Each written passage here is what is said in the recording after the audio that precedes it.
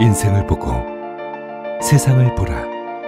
롯데카드 무브컬처 라이프 사진전. 역사에 각인된 기념비적인 순간. 거대한 존재에 맞선 인류의 도전. 어두운 시대를 밝혀낸 20세기의 영웅들. 삶과 역사가 만난 그곳.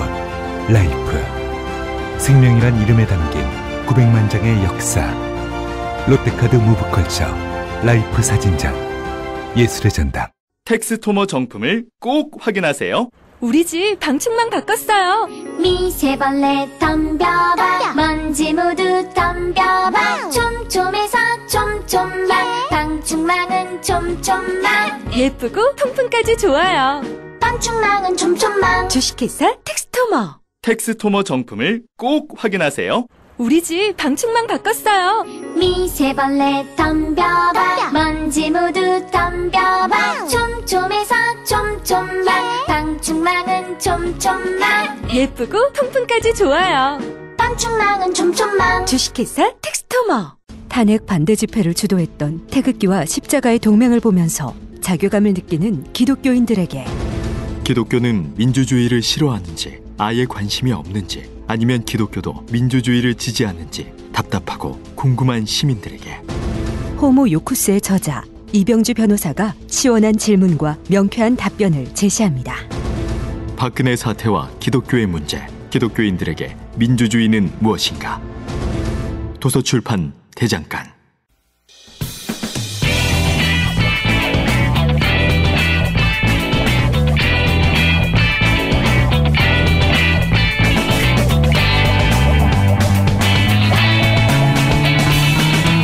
김어준의 뉴스공장.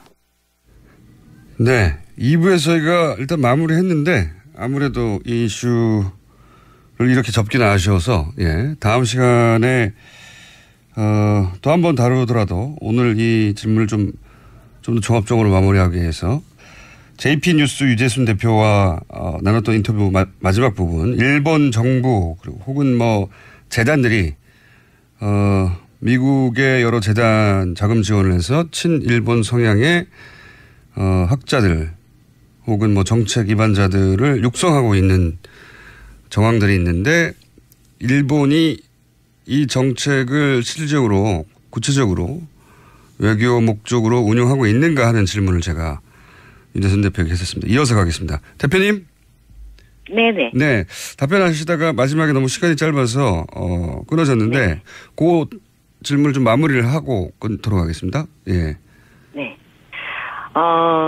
일단 말씀하신 그 정책이. 네. 일단은 세계적으로 대단히 성공한 것으로 보여지고요. 일본이 친일본적인, 그 현지 인들을 육성하는 거요. 예. 네, 그렇습니다. 그래서 일본에는 두 갈래가 있어요. 민간인을 상대로 하는 프로젝트가 있고요. 예. 그리고 학자나 정치인들을 상대로 하는 그 프로젝트가 있습니다. 그런데 네. 학자나 정치인들을 상대로 하는 건 상당히 성공한 것으로 보여지는데요.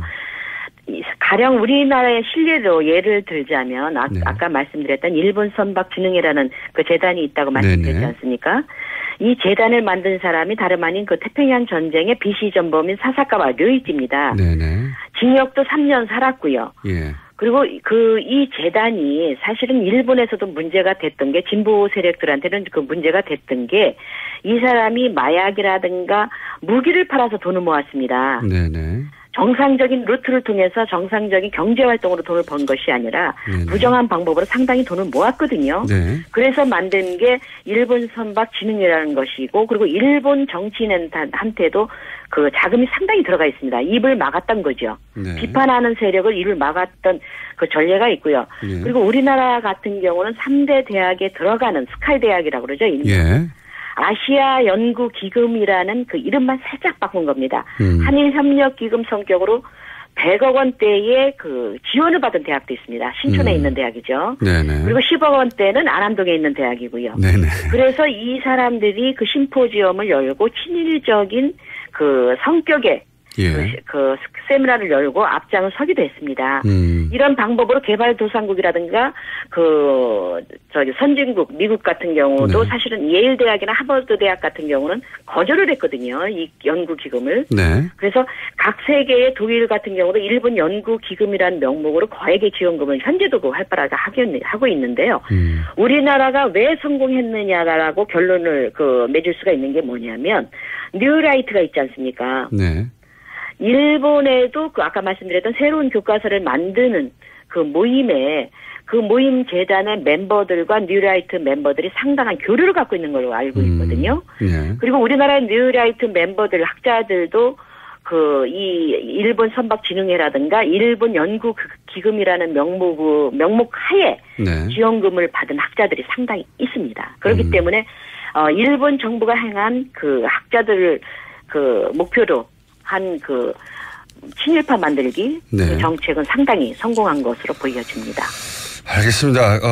오늘 간략한 사례를 말씀하셨는데 이 주제는 저희가 관심이 많아서 별도 꼭지를 한번 마련해 보겠습니다.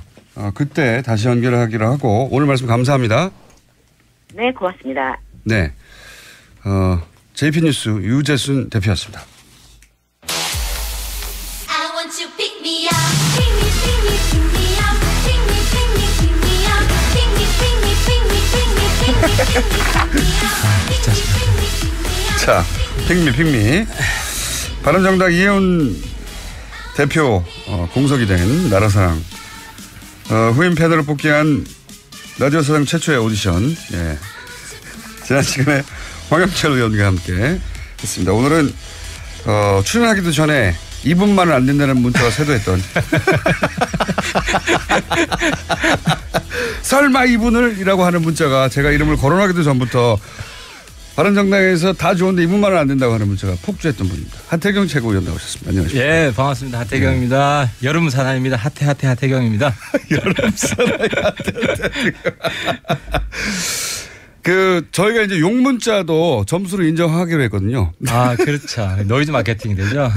그래서 지난 시간에 황영철 의원 나오셨을 때 혹시 다음 사람은 2분 일리는 없지만 2분이면 절대 안 된다는 하태경 의원의 비토 문자가 굉장히 많이 나왔고요. 예, 그래서 제가 더더욱 나왔습니다. 예, 점수가 굉장히 올라갔습니다. 이때까지 역대 최고 기록은 홍준표 대표였거든요. 아, 제가 그 기록을 깰 수는 없을 것 같은데. 예, 그건 어려울 것 같고요. 예. 지금도 벌써 하태경 의원 싫어요. 이런 문자들이 나오고 있습니다. 기록 깨볼까요? 예, 사실은 제가 그것 때문에 나왔는데요. 예. 제가 이제 이 프로에 굳이 나오고 싶은 핵심적인 이유는 굳이 나오고 싶은 핵심적인 이유. 인지도 상승은 아니에요. 인지도 상승 아니다. 왜냐하면 이미 높다 나는. 왜냐하면 예. 그게 수치로 입증이 된 게 예. 제가 이혜훈 대표한테 졌지만 예. 국민 여론조사는 제가 이겼어요. 예. 그잖아요. 일반 여론조사는 제가 살짝 이긴 걸로 조금 이겼잖아요. 예, 어쨌든. 예. 그게 사실 이긴 게 여기 덕분 아니니까. 근데 제가 굳이 나온 이유는 예. 바른정당을 뛰어넘은 더 높은 역사적 과제가 있다. 아, 일개 정당 소속원으로서가 아니라 대한민국의 정치도 더 큰 포부가 있다. 그렇죠. 그게 뭐냐? 네, 뭡니까? 제가 여기 나와서 제 반대자하고 소통하는 거는 예. 좌우 상생을 위한 밑거름이 될 것이다. 아. 그리고 국민 대통합을 위한 비료가 될 것이다. 네, 첩경을 여는 길이다. 나아가서 우리 김어준 총수하고 저하고 함께하면 남북 통일을 앞당길 수 있다. 말도 안 되는 논리의 점프지만 하여튼 재밌습니다. 아니 왜냐하면 우리 김어준 총수의 그런 센스와 재치 예. 그리고 저희 사명감이 합쳐지면 북한 동포들도 감동할 것 같아요. 북한 동포들도. 저희가 이제 홍준표 대표 그 이전에 첫 번째 기록은 문재인 후보 시절에 세웠고요. 그리고 나서 홍준표 대표가 나와서 그걸 가뿐하게 3배 정도 넘었고요. 그다음에 김성태 의원이 탈당 이후 처음 나와서 홍준표 도저히 꺾을 수 없을 것 같은 홍준표 당시 후보의 기록을 가뿐하게 3배를 넘었어요 또. 야, 그건 거의 막가빠 수준 분들한테 이길 수는 없죠. 몇천 문자가 쇄도했고 자, 지금 추세로는 아직 홍준표 대표를 꺾을 수는 없습니다. 네, 꺾을 수는 없는데 자 그러면 황영철 의원은 이런 말을 했거든요. 제가 뭐라고 질문했냐면 하태경 최고위원까지 됐는데 하태경 최고위원은 이제 이미 스포트라이트를 받고 있고 황영철 의원이 여기 나와야 되지 않냐. 본인이 더 나은 점이 뭐냐. 어필해달라. 예. 그랬더니 하태경 의원이 더 잘할 거라고 아마도 이런 얘기를 하시더라고요. 그건 과찬이시고 제가 상임위를 같이 했는데 황영철 선배한테 배울 게 참 많습니다. 그러나? 하지만 제 장점이자 단점은 제가 지지자들한테도 도발을 한다는 거.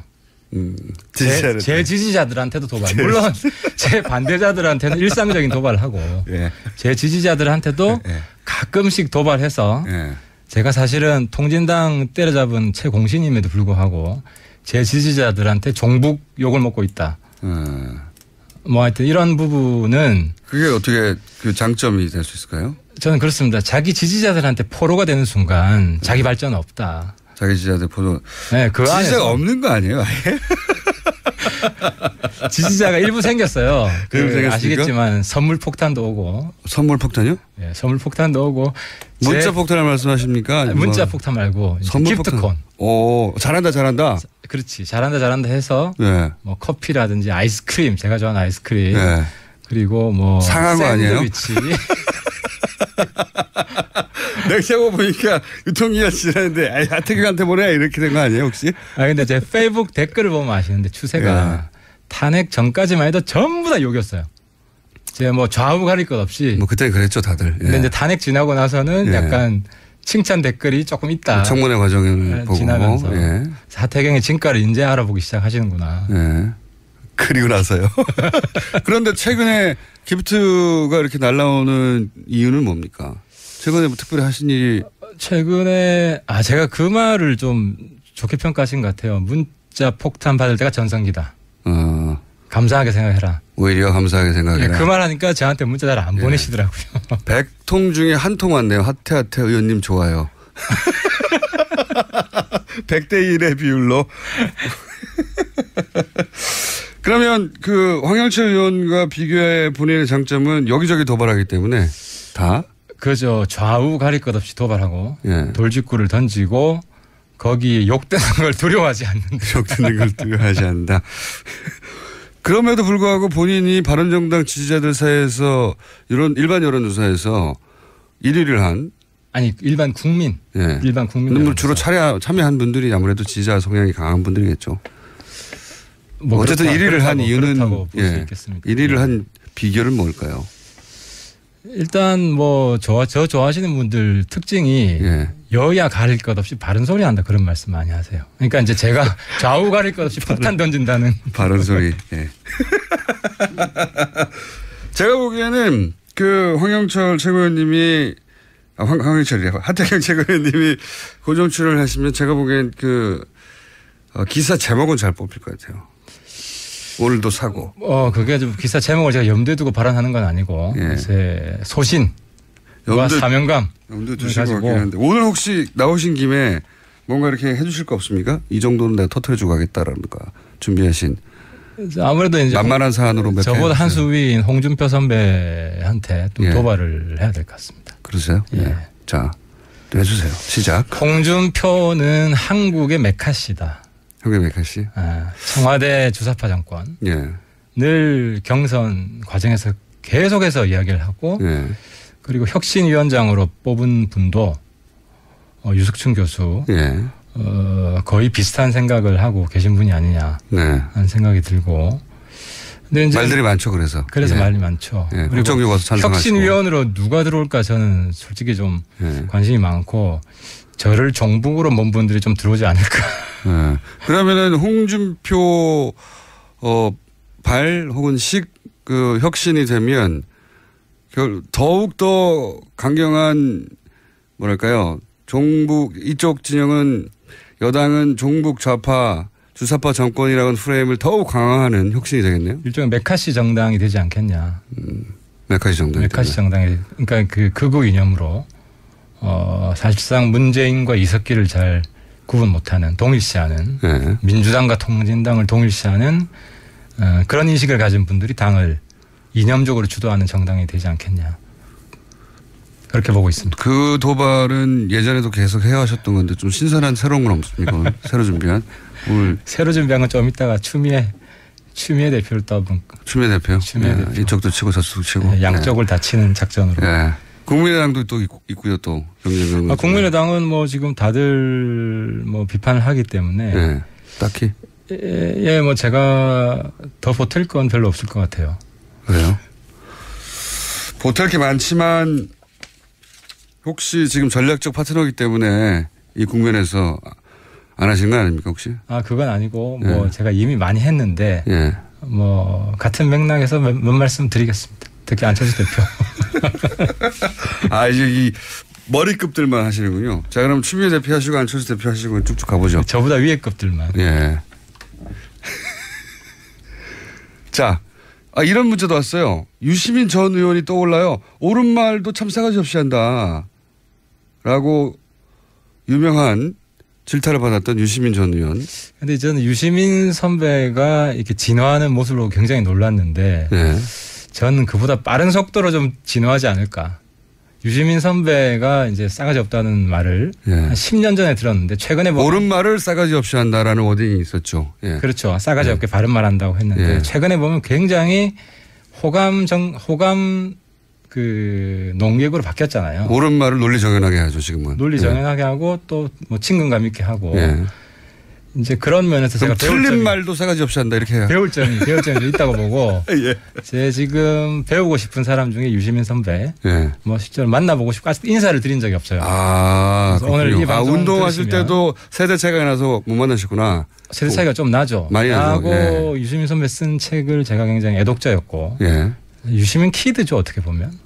맞습니다. 그 전설적인 인물이었으니까요. 그 당시엔 그랬습니다. 그런데 아무튼 최근에 보면 상당히 친근감 있고 그 나이에도 진화할 수 있구나. 저도 자신감을 좀 가지게 됐습니다. 자, 그러면은 오늘 준비하신 그러면 추미애 대표, 그다음에 안철수 전 대표 등등에 대한 코멘트를 좀 해보시면요. 안철수 대표는 이제 사실상 정계에서 좀 뭐 퇴출 당하신 건데. 당하신 거예요? 네, 당하신 거라고 저는 봅니다. 지금 이미 그러니까 이게 똑같은 실수를 2번 반복하면 정치권에서는 가망이 없다. 작년에도 그 선거 비용 리베이트 사건 사실 다 무죄가 났음에도 불구하고 조기에 대응하지 못해가지고 국민의당이 치명타를 입고 그때 안철수 대표가 대표직을 내어놨지 않습니까? 근데 이번에도 어쨌든 국민의당의 검증 실패로 나온 사건이기 때문에 당시 후보를 위한 폭로였어요. 그래서 후보가 윤리적이고 도의적인 책임지는 게 마땅하고 제일 먼저 나와서 사실은 박주선 대표가 발표하는 것이 아니라 안철수 대표가 같이 나와서 그때 입장을 발표를 했어야 됐습니다.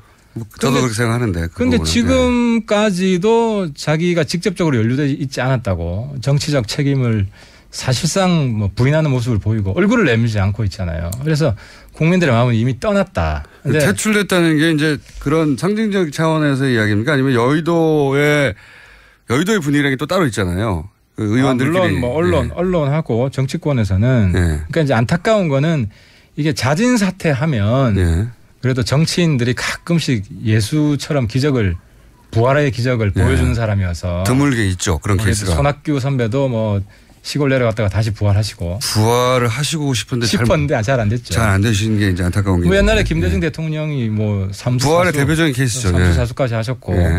그에 비해서 안철수 대표를 바라보는 국민들의 심리는 약간 반반이거든요. 아까운 사람이라는 미련이 남아있는 상황인데 이제는 미련까지 국민들이 좀 버리실 정도로 너무 늦게 대응하시는 거 아니냐. 멘트를 한마디 하실 때마다 저기 차곡차곡 쌓이는 문자의 숫자를 계속 보시는데 자꾸 눈길을 돌려서 저희 화면에 있거든요. 네. 그렇게. 나는 뭐 어디 있습니까? 네, 있습니다. 자꾸 갱신되고 있는데. 겨우 500개밖에 안 되네요. 계속 욕 많이 해주세요. 겨우 500개밖에 안 됩니다. 아직 홍준표 대표 1000개 일 수 없고 김성태 의원이 기록했던 2000여 개를 일 수 아직 안 됩니다. 철새. 철새 이후에 거기 이기기는 쉽지 않아요. 그때 뭐 대단했습니다. 폭파 직전이었어요. 거기는 배경음악이 저는 오늘 배경음악 안 깔아줍니까? 깔아드릴게요. 하태하태를 주제로 하는. 자, 그럼 추미애 대표에서 또 한마디 하신다고요? 추미애 대표는 사실상 좀 제가 볼 땐 특징이 스프링 여사. 스프링 여사. 예. 제가 이제 홍준표 대표한테 스트롱맨이 아니라 스프링맨이다. 라고 별명을 다시 붙여줬는데. 튄다는 말씀. 어디로 튈지 모르는 거예요. 오늘 튀는 거 내일 튀는 거 다르고. 왼쪽으로 튀었다가 오른쪽으로 튀었다가.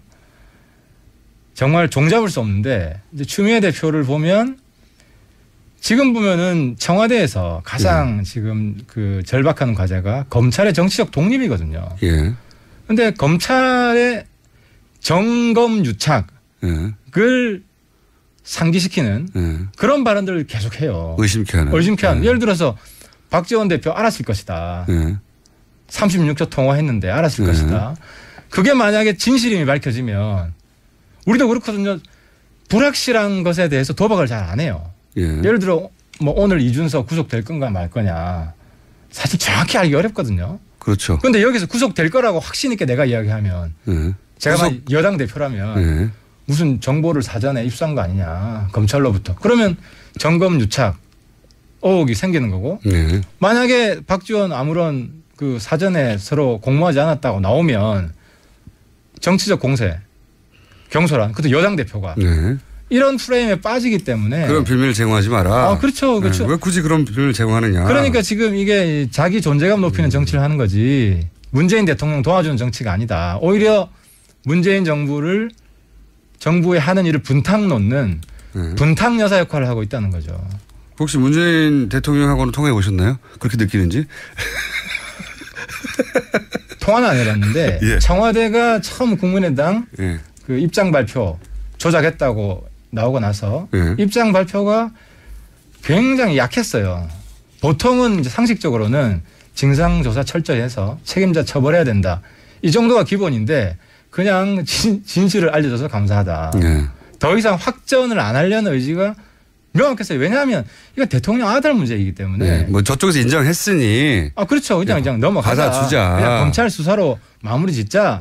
이 정도의 정치적으로 마감하고 싶었는데 추미애 대표가 계속 이 지금 국면에서 추경도 해야 되고 어쨌든 뭐 북핵 문제 굉장히 심각하고 이런 데 있어서 정치권이 다시 콩가루 집안처럼 싸우는 이런 모습이 대통령 입장에서는 그렇게 달갑지 않죠. 달갑지 않을 수도 있고 달가울 수도 있습니다. 왜 그렇게 보세요? 잘 때린다. 그러면 문재인 대통령 지지자 중에서 국민의당 때려주라고 하는 마음이 있는 사람이 볼 때 그렇지만 저는 오히려 추미애 이제 여당 대표가 됐기 때문에 청와대에 쓴소리야 전국이 잘 굴러가요. 그러니까 추미애 대표가 이때 한마디를 해야 한다면 조대엽, 송영무 한번 재검토해달라. 이 한마디만 하면 지금 여야 관계 잘 굴러갑니다. 그게 지금 문재인 정부를 걱정하시는 거네요?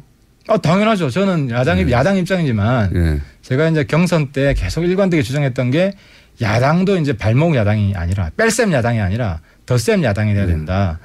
대한민국 성공을 위해서 더 많이 기여하는 정당에게 지지를 보내는 국민이 그 정도 정치 단수가 높아졌기 때문에 정권의 발목을 잡는 여당, 발목 여당. 지금 추미애 대표는 제가 상정하고 있는 정치 프레임에 들어와 있어요.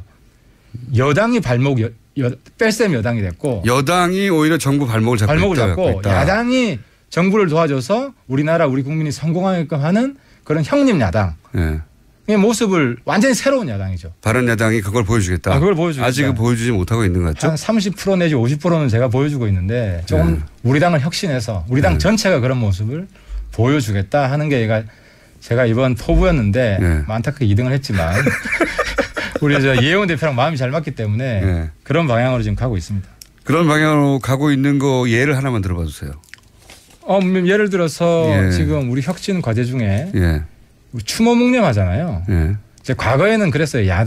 과거에 이제 진보 쪽 사람들은 김대중 노무현 참배만 하고 노무현 대통령. 그 보수 쪽 사람들은 이승만, 박정희 참배만 했죠. 그런데 지금은 얼마 전부터 이제 같이 하는 방향으로 됐는데 추모 묵념도 과거에는 보수 쪽 사람들은 호국 영령, 순국 선열에 대해서만 추모 묵념을 하고 좌파 쪽 사람들은 다 빼고 민주 열사에 대해서만 했어요. 그런데 이제 바른정당은 같이 하겠다. 국민 통합 묵념을 같이 하겠다. 뭐 그거 좋습니다. 그런데 구체적으로 현실적으로 예를 들어서 뭐 추경이나 기타 꽉 막힌 현안들에 대해서는 딱히 바른정당이 돌파구를 마련하는데 정부의 도움을 주고 있지 않지 않습니까? 하나씩 우리가 지금 도움을 주고 있죠. 예를 들어서 지난번에 문재인 대통령 미국 방문했을 때 예. 공세 자제하자. 그거 바른정당 다 말이고요, 다. 아니 실제로 공세 그때 안 했어요. 아니 공세를 하건 안 하건 그런 건 다 말인데 예를 들어서 실제 법안이 통과되거나 아니면 뭐 추경안이 통과되거나 아니면 뭐 장관 그 임명안이 순조롭게 통과되거나. 지금 보면 화끈하게 예를 들어 효과음 들으셨습니까? 문재인 후보 시절 문자를 지금 방금 돌파했습니다. 1차 관문 돌파했고요. 예를 들어서 지금 당일날 채택되는 청문 보고서가 많아요. 환경부 장관 그런 것도 있죠. 네. 그러니까 화끈하게 도와주고 있는 거예요. 그래서 지금 언론이 잘 보도를 안 해주고 있습니까? 그렇죠. 그런 면도 있고. 근데 제가 지금 담당하고 있는데 환경부 노동부인데 네. 환경부 장관은 우리가 9시에 시작해서 6시에 채택을 했어요. 네. 거의 뭐 12시간도 안 돼서 채택이 됐고. 근데 조대엽 장관 후보자는 좀 문제가 많아요. 그럼 추경안은 지금 국민의당이 빠지면서 어렵게 되지 않습니까? 이거를 제가 오늘 아침에 이제 문병호 전 최고위원하고 얘기해 봤더니 추미애 대표 사퇴밖에는 길이 없다고 얘기하는데 추미애 대표 사퇴할 일은 없고요. 그거를 모를 일은 없죠. 그러면 현실적으로 아이디어가 있었습니까 혹시? 이럴 때 바른정당이 착 아이디어를 내놔야 바른정당의 역할이 주목받고 존재감이 커지는 거 아닙니까? 여당의 입장인데 예. 여당이 조대엽 송영무 건에 대해서 예. 둘 중에 하나는 최선 쳐라. 청와대에 바른 소리를 해주시면 물꼬가 트죠.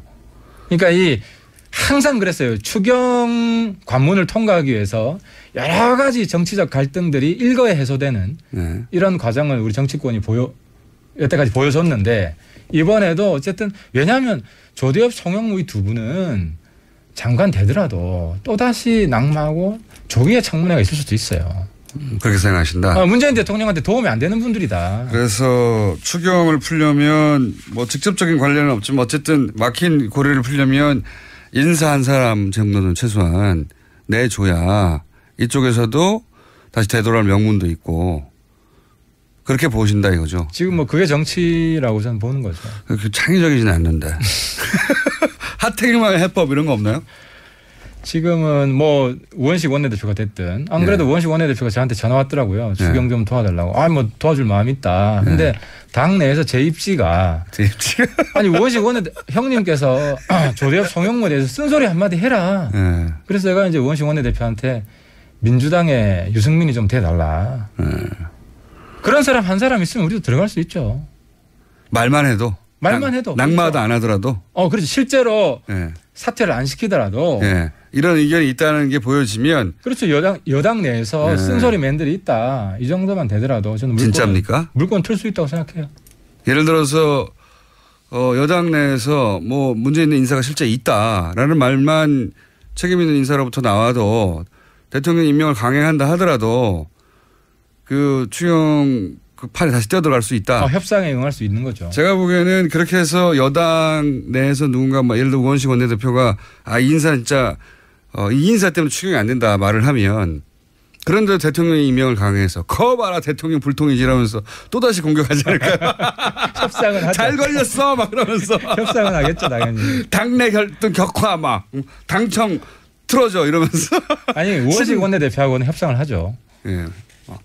믿지는 않습니다. 그 말을. 근데 그런 식으로 생각하고 있다는 거죠. 여의도 내에서는. 뭔가 우리한테 좀 빌미를 다오. 그게 저는 정치라고 보는 거죠. 정치와 통치의 차이점은 거기에 있다는 거죠.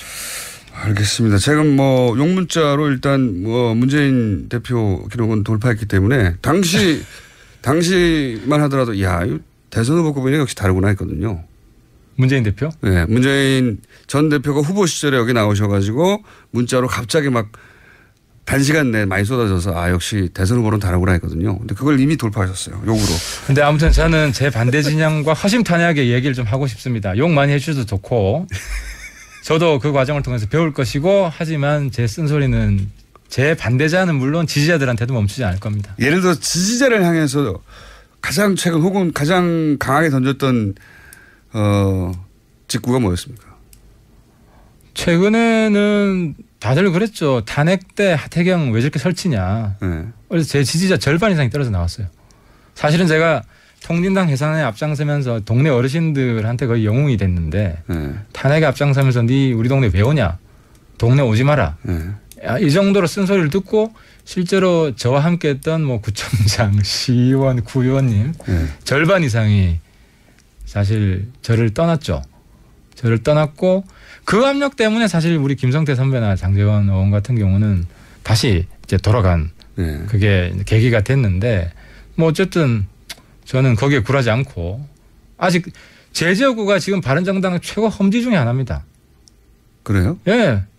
부산 해운대가 원래 과거에 친박 세력이 강했던 것이고 서병수 씨. 그런 의미에서. 그렇죠. 제 개인적인 입장에서는 상당히 정치 리스크를. 세서가 아니라 친박세가 세다. 친박세도 세고 여당세도 세죠. 그래서 지금 바른정당 지지가 많이 나오지 않고 저는 굉장히 정책 모험을 지금 감수하면서 정치를 하고 있는 거죠. 지역구를 옮기시려고요, 그래서? 전혀 없어. 저는 거기서 승부를 할 것이고 지역구 정도가 아니라 저는 한국당 해산시키겠다. 한국당이요?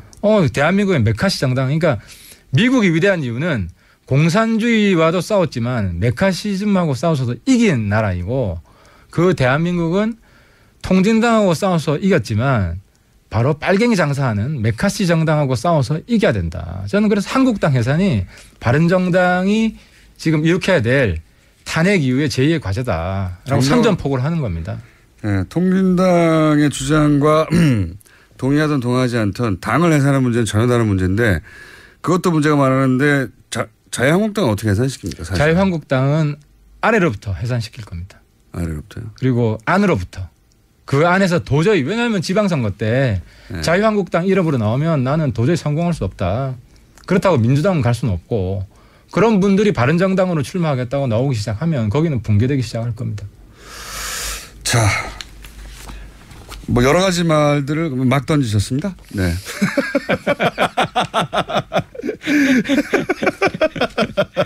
자, 지금까지 바른정당의 하태경 최고. 오늘 가장 제가 기억에 남기고 싶은 것은 우리 김총수와 함께 어깨 걸고 남북 통일 앞당기자. 북한에까지 목소리를 전파하자.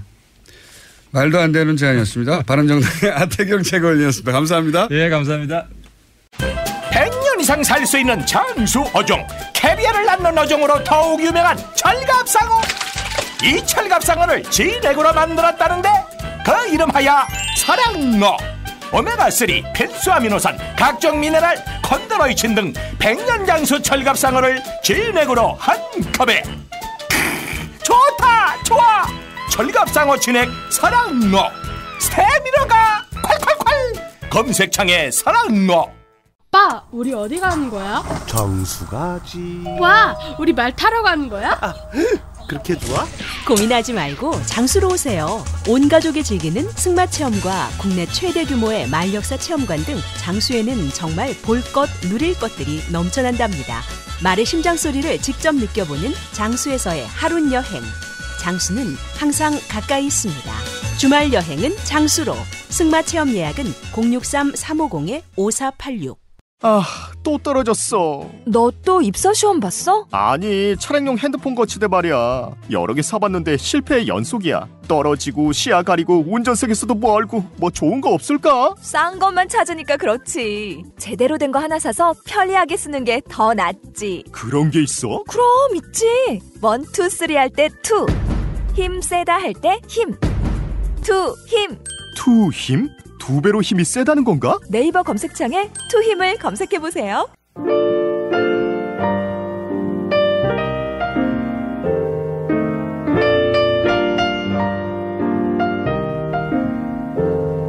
자, 불친절한 AS 누가 멀리 섰나.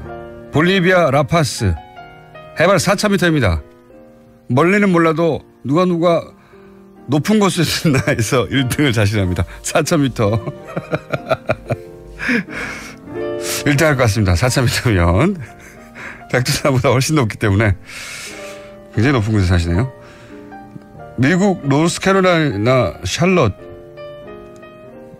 참여 방법을 몰라서 이벤트 참여를 못했어요. 예.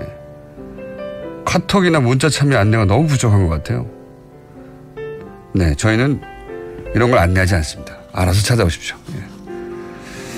전화번호를 묻는 카톡 문자도 옵니다. 카톡을 찾을 수 있을 정도면 일반 문자 참여 얼마나 쉽게 찾을 수 있겠어요? 굳이 물어보고 그러세요? 네. 자, 하태경 의원 반응 많습니다. 네. 재밌다. 스트레스 풀린다. 네. 하태경 의원을 욕하면서.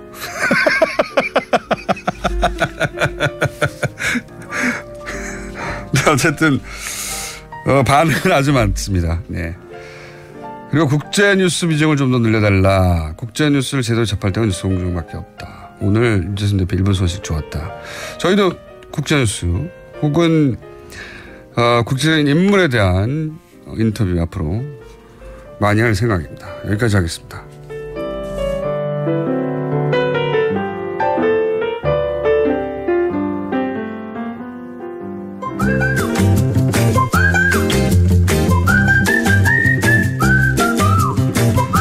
자, 지난주에는 몇 명 늘었습니까? 여전히. 네, 10명. 야, 무슨 서로 약속이나 했나요? 혹시 10명이 끊으시는 거 아니에요? 시스템 문제로 10명 이상 가입이 안 되는 거 아닙니까? 다음 주에는 20명을 기대하고 있습니다. 그래도 주당 10여 명이 끊이지 않고 계속 이어진다니까. 네. 한번 반갑습니다. 자, 방금 제가 문자 번호 안 알려준다고 했더니 옛다 문자다 하고 문자를 보내셨네. 내가 차단했어 그러면서. 자, 할 수 있잖아요. 4,000m면 숨쉬기 힘들 텐데. 그 적응되셨나 봐요. 네. 네. 놀랍네요. 거기서 라디오 듣고 있어요. 4,000m에서. 4,000m면 진짜 고산병이 사람에 따라서는 체질에 따라서는. 네, 멕시코만 가도 사실은 빨리 걸으면 숨차거든요. 네. 4,000m 2배가 넘는. 저는 2,000m 가까이는 올라가 본 적이 있는데 가까이도 1,000m 이상, 1,000 몇백 미터. 한라산 올라가면 1,950m. 네. 네. 한라산 말고 알프스 쪽에 이렇게 코스를 타고 올라가는 데가 있어요. 뭐 등산. 네, 숨이 쉬어집니까? 제대로는 등산은 아니지만 어지럽습니다, 사실. 네, 좀 훈련되지. 예. 좀 체중 빼셔야 돼요. 아니 그때는 날씨라고 가벼울 때였죠. 또 올라가면 좀 말씀하시니까 기억이 나는데 어지럽거든요. 예. 오래 서 있으면 빙빙 돌고. 근데 거기 아예 사시는 분이라. 예. 전화 연결 아무래도 한번 해봐야 되겠습니다. 오늘 주제는 이 소개를 안 했네요. 누가 나오셨는지 다 아실 거라고 생각하고 칼 폴라니. 그 양반 있지 않습니까? 칼 폴라니 사회경제연구소의 정태인 수사님. 앞으로 정태인 연구소로 바꿔주세요. 우리 아까 국제 인사를 많이 소개한다 그래서 예. 국제적인 인물이잖아요. 칼 폴라니. 그런데 정태인 수사님이 한국에서 이제 더 유명해졌어요. 예, 그러므로 정태인 연구소로 바꾸는 게 가입자를 훨씬 더 많이 늘릴 수 있는 길이라고 주장하면서 오늘 주제를 보니까 세제 개편안이네요. 네. 세제 개편. 야, 이거 어렵습니다. 세제 개편안은 진짜.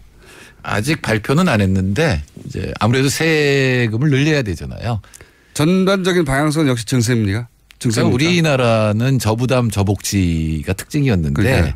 많은 이제 대선 후보들이 중부담 중복지를 얘기했는데 네. 돈 덜 거두고 복지도 안 해줘 이거였죠. 예, 그거였는데 이제 세금을 좀 더 내고 복지도 조금 올리자 했는데 박근혜 전 대통령께서 한 게 증세 없는 복지라고 하는 얘기를 했잖아요. 증세만 하고 복지는 없었죠. 예. 근데 증세를 좀 그러니까 정정당당하게 한 게 아니고 담배세라든가 뭐 세액공제를 손댄다든가 이렇게 하고 복지는 하지 않은 뭐 이런 상태인데 지금 이제 여러 가지 지금 문재인 정부는 복지를 크게 늘리겠다고 약속을 했기 때문에 증세를 해야 되거든요. 근데 이 문재인 정부도 증세에 대해서 굉장히 꺼려하고 대선 때부터도 그랬고. 모든 정치인이 부담스러워하죠 사실은. 예. 조세 저항이 있으니까. 그래서 사실은 세금을 늘린다는 거는 세금 내는 사람이 많아지면 되고 또한 세율이 높아지면 되잖아요. 그렇죠.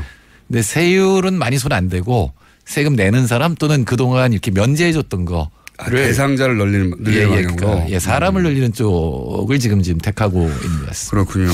방향성이라는 게 증세는 증세인데 세율을 갑자기 높이면 이제 부담이 되니까 면세 줬다는 거를 대상자를 늘려서 면세 대상을 줄인다든가 축소한다든가 폭을 줄인다든가. 참여정부 때 세금 트라우마가 하나 있었는데 그게 바로 종부세 트라우마거든요. 종부세 난리 났었죠. 예, 근데 종부세를 내는 사람이 1%밖에 안 되는데. 국민 1%인데 국민 절반 이상이. 네, 반대했죠. 그러니까 이게 참 말이 안 되는 것이 본인은 평생 가야 집을 10채에 혹은 뭐 몇 억 이상 가능성이 없는 분들이에요. 예, 예. 그럴 계획도 없는 분들 자기 살면서. 그러니까 제가 그런데 화를 내요. 그때 당청 협의회를 갔는데 서울 국회의원들이 당시 열린우리당인가요? 전부 반대하는 거예요. 왜냐면 자기들 떨어진다고 이 종부세 때문에. 우리나라 국민들 머릿속에 잠재적으로 나도 언젠가는 부동산으로 부자가 될 수도 있다고 그러니까 하는. 자신에 대한 낙관이 굉장히 커요. 네. 그리고 그 세금 폭탄이라는 이름을 붙여서 그때 이제 종부세가 굉장히 타격을 받았는데. 그때 9억이었던가요? 예, 6억이었는데 원래 저 청와대에서 만들 땐 6억인데 이현재 총리가 9억까지 올려놨죠. 네. 그것도 이제 사실 대상을 줄인 건데 여하튼 그것 때문에 이제 세금 올리면 완전히 정권이 날아간다라는 생각을 굉장히 많이 갖고 있고. 기업 못하시는 분들 위해서 공지시가 9억이었던가요? 네, 맞습니다. 맞습니다. 예. 그러니까 제가 만든 사람인데 당시 거래가가 뭐 한 15억 당시 기준으로 10몇 년 전에. 그때 이제 갑자기 종부세가 늘어난 건 과세 표준이라는 게 있어요. 그러니까 지금 액수에다 그대로 세금을 때리는 건 아니고 그거의 과세 표준은 뭐 한 70% 이렇게 내려가지고 세금을 때리는데 과세 표준을 현실화하는 것도 같이 했거든요. 근데 그래서 갑자기 종부세가 늘어나긴 했어요 그때. 근데 그 부분에 지금으로 따지면 대략 실거래가가 한 2,30억 이상 되는 집. 예. 네, 지금 잘 모르겠습니다만 그동안 부동산 가격이 얼마나 올랐는지 모르겠습니다만. 네. 공제시가가 그때 9억 기준이었으니까요. 네, 그렇죠. 네. 그렇다면 그때도 실거래가는 뭐 20억대가 될 수도 있었는데 어쨌든 한 30억 정도 되는 아파트가 있는 사람들에게만 대상되는 네. 법이었는데 그거를 이제 뭐 3천만 원에 전세에 사시는 분들이 막 반대하는 거죠. 네, 가구 2%고 본인은 대상이 아니에요. 근데 그게 왜 그렇게 됐느냐를 생각해 보면 그걸 이제 막 언론에서 막 때렸잖아요. 그렇죠. 그리고 지식인들이 이제 반대를 같이 했는데 그 사람들이 사실은 다 종부세 대상이었던 거죠. 그리고 헌재에서 위헌 판결이 난 건 부부 합산에 대해서 위헌 판결이 났는데 저 헌재 재판관님들을 잘 보니까 다 또 종부세 대상이. 그러니까 그때 당시 이 여론을 주도했던 어떤 미디어 혹은 뭐 나와서 그런 이야기를 하던 학자들 이런 분들만 대상이었지 그 학자들에 의해서 영향을 받은 소위 이제 서민들은 대상이 아닌 법원인데. 예. 심지어 제가 그때 비서관이니까 1급 관련 부처들을 모아서 이제 회의를 했잖아요. 나중에 간 다음에 뜨뜻미지근해서 나중에 이제 쟤들 재산 얼마인가 발언했더니 전부 종부세 대상이지. 그렇군요. 정책을 위반한 사람들. 그래서 그 정책이 힘을 받기 어려웠던 겁니다. 그러니까 내외의 반대가 굉장히 많았던 거고 앞으로도 부자 증세에 대해서는 그런 식의 사실은 서민들은 아무 관계가 없고 이익이 되잖아요. 부자들이 세금 많이 내면 그렇죠. 복지로 돌아올 테니까. 그런데도 이제 반대를 할 그런 부자들의 논리에 이 사실은 서민들이 휘둘리지 말아야 된다는 것도 굉장히 중요한 포인트입니다. 그렇죠. 나하고 상관없는 얘기잖아 이거는. 나하고 딱 잘라야 되는데. 그러니까 세금은 세 가지가 커요. 소득세, 법인세, 부가가치세. 60조, 50조, 60조 이렇게 막 바뀌는데 대체로 그 정도를 갖고 있는데 사실 부가가치세는 건드리기 참 힘든 거예요. 부가가치세 올리면 정말 정권을 잃어요. 전 세계의 모든 정권이 부가가치세 올리면 정권을 잃었어요.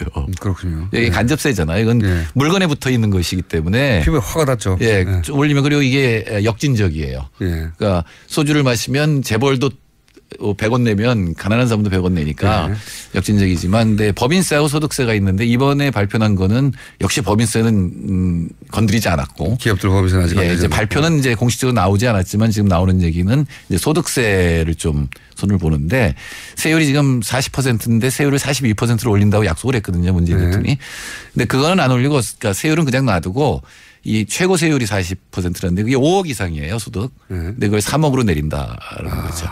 그렇군요. 대상을 확대하는 거군요. 예. 그러니까 3억부터 40%를 내게 하겠다. 이게 이제 소득세에 관해서 핵심입니다. 그리고 흔히 계속 자주 등장하는 용어인데 이게 잘 와닿지 않는 게 뭐냐면 명목세율이 있고 실효세율이 있어요. 명목세율은 법에 나오는 세율이죠. 그러니까 소득세 40% 최고세율금 40%인데 이제 공제를 해주는 것들이 있어요. 명목은 그런데 실제로 여러 가지 조건에 의해서 공제를 하고 나서 실제 적용되는. 예. 근데 상속세는 7% 공제해 주거든요. 그러니까 자진 신고하면 일단 세금에서 7% 공제해 주고 이런 식으로 해서 실제로 내는 세금을 보면 내야 되는 어떤 과세 표준에다가 그 세금을 넣으면 그게 이제 실효세율이 되는데 우리나라 법인세 명목세율은 22%인데 실효세율은 훨씬 낮다. 왜냐하면 특히 대기업들한테 깎아주는 게 많거든요. 대기업은 특혜를 많이 받죠. 이걸로 빼주고 저걸로 빼주고. R&D를 하면은 이제 세 공제를 해주는데 맞습니다. 그게 한 2, 3조 돼요. 근데 그게 한 70%는 대기업이 받는 세금이거든요. 그러니까 그런 것들로 빼주면은 결국은 최고 법인세율이 굉장히 낮다라고 하는 거죠. 네. 실효세율이 올라가야 된다는 거죠. 네, 실효세율이 올라가야 된다는 건 이제 감면 이런 것들을 없애야 된다. 특히 대기업에 관해서. 인정해 사실은 아니 근데 참 이해가 안 되는 게요. 중소기업한테 그런 혜택을 줘야 되는데 왜 그런 혜택은 대부분 대기업이 받습니까? 왜냐하면 R&D를 갖다 중소기업이 할 여력이 없으니까. 어차피 대기업은 힘도 튼튼한데 특혜도까지 받아요. 그렇죠. 예. 투자세액공제 뭐 이런 것들 하면 전부 투자 부추기는 어떤 정책이 나오면 그건 대부분 대기업이 받는다고 봐야 되는 거죠. 그런데 이제 우리나라에 소득세를 내는 사람 안 내는 사람이 46.8%예요. 소득세를 아예 안 내는 사람이요? 저 거의 이제 절반인데 그게 소득이 안 잡히는 사람이 그렇게 많아요? 그게 이제 늘어났는데 원래는 32%까지 떨어졌다가 네. 이게 2014년에 46.8%로 올렸는데 굉장히 많네요. 예, 역시 우리 최경환 조원동 작품인데 네. 그때 왜 저기 세액공제 해가지고 사실은 그거 증세한 거거든요. 부자들. 근데 또 난리가 났어요. 아까 똑같아요. 종부세 때 난리 난 것처럼 세액공제 해가지고 부자들한테 사실은 세금을 더 거둔 거니까 세액공제 손대가지고 또 이 사람들이 난리를 쳤어요. 네. 의원들도. 네. 그러니까 그거에 대해서 또 서민 증세했다 막 이러니까 그거에 대해서 이제 감면을 늘려버린 거예요. 어허. 한 15% 감면을 늘려버렸어요. 근데 사실은 아무리 돈을 못 벌어도 세금을 내긴 내야 됩니다. 그렇죠. 조금이라도 내고. 아주 조금이라도 내야 그러니까 되는데. 자기가 낼 만큼은 내고 그다음에 이제 받을 게 있으면 받아야 되는 건데 너무 지금 이제 면세가 많아진 거죠. 그 면세도 사실은 돈을 아주 많이 소득이 아주 많은 사람들이 난리를 쳐가지고 그렇게 된 거다. 네, 그래서 세금을 소득세를 안 내는 사람이 우리나라 절반에 가깝게 돼버렸다. 네, 기업도 46.1%만 46.1%가 면제예요. 근데 그 중에 33% 3분의 1 정도는 손실을 봐서 그런 거고 나머지는 또 이제 뭐 감면 이런 것 때문에 안 내는 거죠. 돈 있는 사람이 세금을 덜 내는 이번 다음 주 담은 한 번 더 달아드리겠습니다. 지금까지 정태인 소장님이었습니다. 감사합니다. 네, 감사합니다. 김어준입니다. 내일 뵙겠습니다. 안녕.